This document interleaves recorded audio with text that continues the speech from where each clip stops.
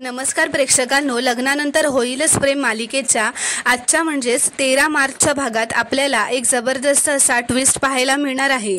पण त्याआधी जर तुम्ही माझ्या चॅनलला सबस्क्राईब केले नसेल तर चॅनलला प्लीज सबस्क्राईब करा। तर प्रेक्षकांनो, आता आपण पाहतो की इथे जीवा हा खूपच दारू पिऊन घरी आलेला असतो। तर आता नंदिनी त्याला पकडतच घरी घेऊन येत असते, कारण तो इतका दारू प्यायलेला असतो की त्याला स्वतःला सावरता सुद्धा येत नसतं। तर आता जीवाची आई खाली येते आणि विचारते, नंदिनी जीवा आलाय का ग? तर नंदिनी म्हणते, हो आई। तर जीवाची आई लांबूनच म्हणते, काय रे जीवा, एवढ्या रात्री घरी आलास, ठीक आहेस ना? तर नंदिनी आईंपासून जीवाला लपवण्यासाठी म्हणते, हो आई, आम्ही खोलीत जातो आता। तर आता नंदिनी जीवाला घेऊन खोलीत येते। तर आता नंदिनी जीवाला बेडवर झोपवते व त्याच्या अंगावर पांघरून घालते। जीवा आता झोपेतच बडबडत असतो, तो दारूच्या नशेत बोलत असतो की मला आता हे सहनच होत नाहीये। तर नंदिनी मनातच म्हणते, जीवा दारू पिणाऱ्यातले वाटत नाही, मग आज का प्यायले असतील? त्यांना या लग्नाचा त्रास होतोय का? त्यांनी हे लग्न मनापासून केलं असेल ना, असं ती मनातच म्हणू लागते व तिथून निघून जाते। तर इथे जीवाचे बाबा मालिनीला विचारत असतात, मालिनी काय झालं? कारण मालिनी आता मध्येच रात्रीची झोपेतून उठून बसलेली असते व विचार करत बसलेली असते। तर ती म्हणते, काही नाही झालं हो। तर तो म्हणतो की काही नाही कसं, काहीतरी झालंय, सांग। तर मालिनी म्हणते, आपल्या दोन्ही मुलांची काळजी वाटते। पार्थ कालपासून धड काही खात पीत नाहीये आणि जीवा एकदम शांत होऊन गेलाय। ती म्हणते, जीवा किती उशिरा आलाय माहितीये का तुम्हाला घरी? असं वाटतंय की जीवाने नंदिनीशी लग्नच का केलं?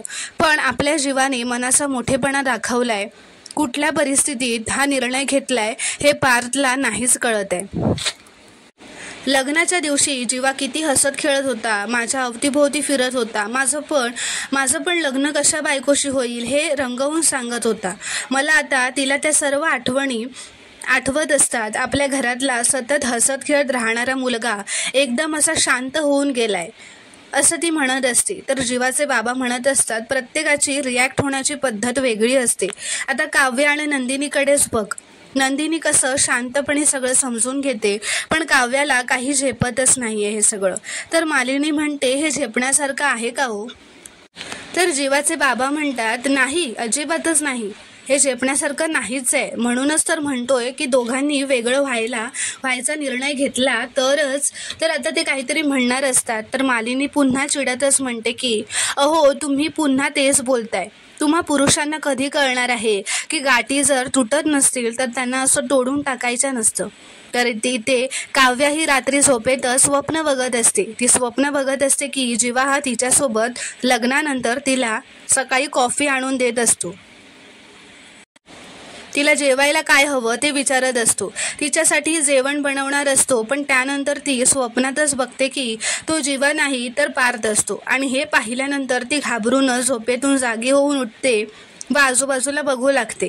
ती घाबरलेली असते व मनात म्हणते, मला आता डिवोर्स हवायच, मला एखाद्या डिवोर्स लॉयरशी बोलावंच लागेल, उद्याच मी एखाद्या डिवोर्स लॉयरशी बोलते।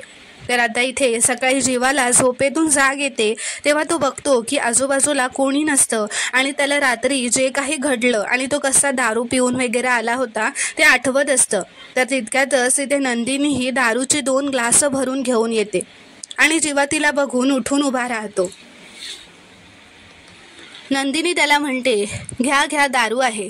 तर जीवा म्हणतो, दारू का आणली आहेत तुम्ही? तर नंदिनी म्हणते, अहो, काल तुम्ही दारू पिऊन आला होतात ना, पण फरक एवढाच आहे की काल तुम्ही एकटे प्यायला होतात, आज आपण एकत्र पिऊया। ती म्हणते, जीवा, आता ना मी ठरवलंय, तुम्हाला जे जे आवडतं ना ते सगळं मी आवडून घेण्याचा प्रयत्न करणार आहे। तर ती म्हणते, मी काल तोच विचार करत होते की तुम्ही काल का प्यायला असाल? तर तो म्हणतो, ते जरा ना मी स्ट्रेसमध्ये होतो म्हणून। तर ती म्हणते, ओ अच्छा, नाही म्हणजे तुम्ही स्ट्रेसमध्ये असाल ना तर अगदी बरोबर आहे दारू पिणं। तर ती म्हणते, मला पण ना खूपच स्ट्रेस आलाय हो, म्हणूनच मी पण आज ठरवलंय की आपण आज पियायचं। तर आता जीवा तिला थांबवतच म्हणतो, थांबा नंदिनी, व म्हणत असतो, 1 मिनिट थांबा। तर ती म्हणते, अहो, तुम्ही माझा ग्लास का काढून घेताय? तर ती म्हणते, तुम्ही म्हणालात ना दारू प्यायल्याने टेन्शन कमी होतं, म्हणून तर टेन्शन बघा, टेन्शन तुम्हाला पण आहे आणि मलाही आहे, तर टेन्शनवर दारू हा एकमेव पर्याय आहे, तर दोघांनी मिळून टेन्शन घालवूयात ना, असं ती म्हणते. ती म्हणते मी फक्त तुम्हाला कंपनी द्यायला आले, घ्या तुम्ही पण प्या. तर तो तिला थांबवतो व म्हणतो की दारू वाईट असते. तर ती म्हणते अहो असं कसं, तुम्ही म्हणालात ना दारूने दुःख स्ट्रेस कमी होतं, तर मलाही माझं दुःख स्ट्रेस कमी करायचं आहे. ती म्हणते आपण दोघे मिळून दारू पिऊयात. तर आता जीवा तिचा हात धरतो, मग थांबवतच म्हणतो नंदिनी. तर आता नंदिनी जीवाला म्हणते आपल्याला दुःख इतकं हलकं नसतं की दारूच्या एका घोटाने विसरलं जाईल, आणि इतकं जडही नसतं की दारू आपल्याला नाही, आपण दारूच्या लळाशी जाऊन बसावं. ती म्हणते तुम्हाला तुमची चूक कळली, आता सगळं आलं, घ्या प्या. तर जीवा तिच्याकडे बघतच राहतो की ही पुन्हा का दारू प्यायला देते. तर ती असंच म्हणते काढा आहे हो हा, घ्या ना. ती म्हणते याची चव जरा जास्त छान आहे, असं म्हणत आता ते दोघेही तो काढा पियत असतात. ती म्हणते तुम्ही प्या हा काढा, मी आईंना जरा मदत करून येते. तर आता इथे मालिनी किचनमध्ये चहा करत असताना इथे नंदिनी येते व म्हणते आई सॉरी हा, मला जरा यायला थोडा उशीर झाला, ते मी यांना काढा द्यायला गेले होते ना, म्हणून द्या मी चहा करते, तुम्ही जाऊन बसा ना, असं ती मालिनीला म्हणत असते. तर आता मालिनी हसतच म्हणते गेल्या काही वर्ष सकाळची ना स्वयंपाकघरात कायमच मी एकटीच असते. तर काही वर्षात मी इमॅजिन केलेलं की मी अशी स्वयंपाकघरात स्वयंपाक करत असेन आणि नवीन लग्न झालेली माझी सून अशी घाई गडबडीत येते आणि मला म्हणते सॉरी आई मला उशीर झाला, तुम्ही बसा मी चहा करते. आणि आता बघ तसंच झालं एकदम. ती म्हणते आता माझं हे स्वप्न पूर्ण झालं बघ. तर आता नंदिनी म्हणते आई हे भांडं चहाला खूपच छोटं पडेल ना, थांबा मी दुसरं आणते. मालिनी तिला म्हणते अगं काल तू इतक्या उत्साहाने चहा केलास ना, म्हणून सांगितलं नाही मी तुला, पण ना आपल्या घरात सगळे चहा पित नाहीत, फक्त आम्हा चौघांना चहा लागतो. मी, हे, वसुताई आणि मिथुन भाऊजी. श्रेया आणि पिहू चहा कॉफी पितच नाहीत. मंजूताईंना लिंबू पिळून कोरा चहा लागतो, रम्याला ब्लॅक कॉफी लागते, पार्थला ती म्हणणारच असते की त्याला काय आवडतं. तर तेवढ्यातच नंदिनी म्हणते सिनेमन कॉफी. तर आता नंदिनीला आठवलेलं असतं की पार्थला सिनेमन कॉफी आवडते, तिला त्या जुन्या आठवणी आठवतात आणि मालिनीला लक्षात येतं की नंदिनी ही आता जरा इमोशनल झाली आहे. तर आता मालिनी नंदिनीला म्हणते की हळूहळू तुला कळतील सगळ्यांच्या सवयी. तर नंदिनी विचारते आणि ह्यांना काय आवडतं. तर मालिनी म्हणते अगं जीवा पक्का चहाबाज आहे, त्याला चहाच लागतो आणि तो स्वतःही उत्तम चहा बनवतो. तर ती नंदिनीला विचारते तुला काय आवडतं. तर ती म्हणते मला चहाच आवडतो, आमच्या घरात सगळे चहाच पितात. तर मालिनी म्हणते आज तुझे आईबाबा येणार आहेत मांडव परडणीसाठी, त्यांच्यासाठी जेवणाची तयारी करायची आहे, तू जरा काव्या तयार आहे का बघून येतेस का. तर आता नंदिनी काव्याकडे जात असते. इथे काव्या ही भरपूर वकिलांचे ऑप्शन्स बघत असते. ती म्हणत असते ह्यातला कोणता वकील आहे असा जो मला लवकर डिवोर्स पेपर्स करून देईल. ती म्हणते एका वकिलांचे डिटेल्स बघते व ती म्हणते की हे तर माझ्या मैत्रिणीचे वडील आहेत प्रियांका जाधव यांची मला नक्कीच मदत होईल. ती म्हणते काय करू, यांनाच डिरेक्टली फोन करू का की प्रियांकाला फोन करू. तर ती प्रियांकाला फोन करतच असते. तेवढ्यात तिथे नंदिनी येते व तिला विचारते काव्या कोणाशी बोलतेस का. तर काव्या म्हणते आता काय हे पण तूच ठरवणार आहेस का कोणाशी बोलायचं ते. तर नंदिनी म्हणते अगं एवढी का चिडचिड करतेस, मी ते सहज विचारलं, खरं तर किती गुणी आहेस का तू, लहान आहेस समजूतदार आहेस, तुझ्या मतांवर तू पूर्वी सुद्धा ठामच असायचीस, पण आता एवढा आक्रस्तळेपणा मी याआधी पाहिलाच नाहीये. आता हल्ली ना तुला मी काही बोललेलं पटतच नाही आहे. गेल्या 2 दिवसात जे झालं आहे त्यामुळे सगळं किती बदलून गेलं आहे. ती म्हणते तू एकदा शांतपणे बसून विचार कर, मला असं वाटतं तू तुझ्या या लग्नाला एक चान्स द्यायला हवा. असं म्हणताच काव्या आता नंदिनीकडे रागातच बघू लागते. तर आता काव्या रागातच खाली निघून येते. तर तेवढ्यात तिथे आई बाबा आलेले असतात नंदिनी व काव्याचे. तर आता आईबाबांना पाहून नंदिनीला खूपच भरून येतं, रडू येतं. ती तिच्या आईला मिठी मारते, पण काव्या मात्र त्यांच्याकडे पाठ फिरवून घेऊन उभी राहते. तर आता जीवाची आत्या तिथे येते, म्हणजेच वसू आत्या तिथे येते व म्हणते, धनंजय, शारदा, अचानक कसे काय आलात तुम्ही? तर धनंजय म्हणतात, आम्ही मांडव परतणीसाठी मुलींना घेऊन जायला आलोय.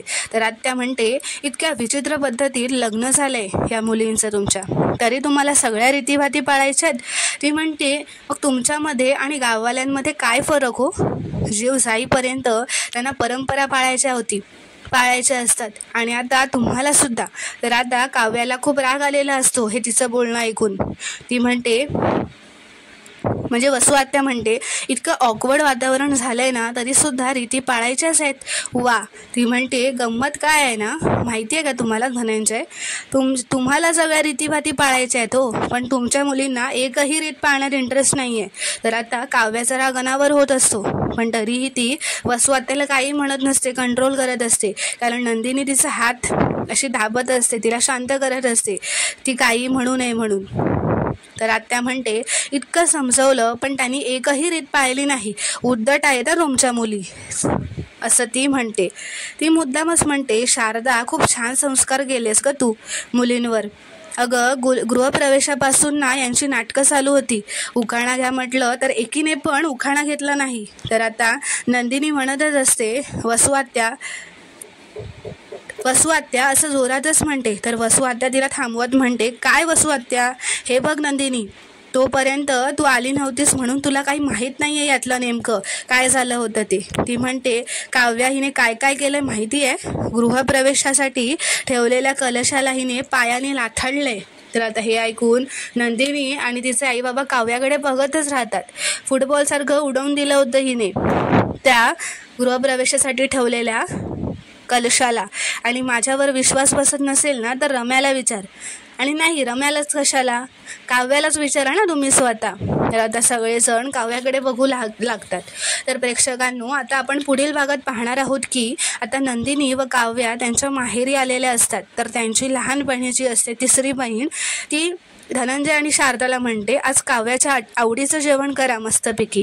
तर काव्या म्हणते, माझी आवड पूर्ण करायची ताकद आणि इच्छा आहे का यांच्यात, विचारा यांना.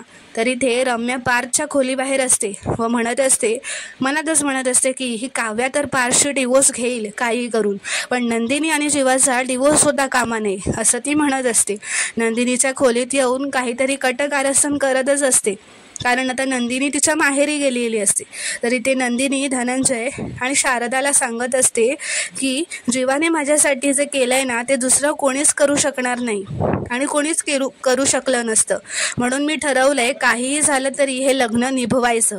तर प्रेक्षकांनो, आता पुढील भाग पाहणं खूपच इंटरेस्टिंग ठरणार आहे. व्हिडिओ पूर्ण बघितल्याबद्दल धन्यवाद.